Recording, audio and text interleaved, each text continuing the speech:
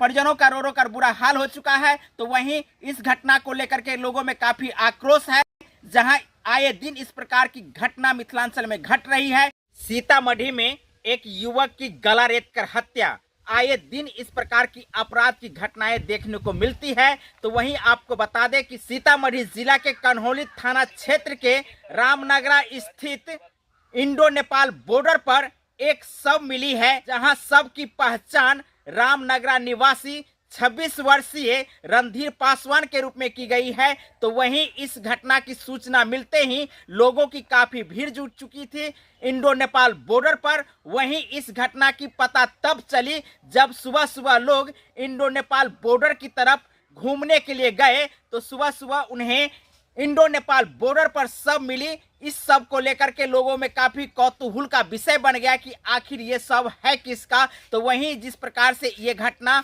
पता चली, लोगों ने स्थानीय थाना कन्हौली को खबर की। खबर मिलते ही, इस घटना की खबर मिलते ही कन्हौली थाना के थानाध्यक्ष अपने दलबल के साथ घटना स्थल पर पहुंचे, सबको अपने कब्जे में लिए। तो वहीं सबको कब्जे में लेकर के पोस्टमार्टम के लिए सीतामढ़ी सदर हॉस्पिटल भेज दिए। सीतामढ़ी जिला के कन्हौली थाना अंतर्गत रामनगरा गांव निवासी रणधीर पासवान, जिनकी उम्र 26 वर्ष बताई जा रही है, इनकी हत्या गला रेत कर दी गई है। तो वहीं आपको बता दें कि इसके संदर्भ में लोगों का कहना है कि मात्र 1.5 साल पहले इनकी शादी हुई थी और 6 महीने पहले इनका एक पुत्र हुआ था। बता दें कि मृतक रणधीर पासवान 6 महीना से थाना चौक के नजदीक देवेंद्र ठाकुर के फर्नीचर के दुकान में काम कर रहा था। तो शाम 7 बजे जब काम करके घर लौट रहे थे, तो उनके साथ इस प्रकार की हादसा हुई है, जहां उनकी हत्या गला रेत कर की गई है।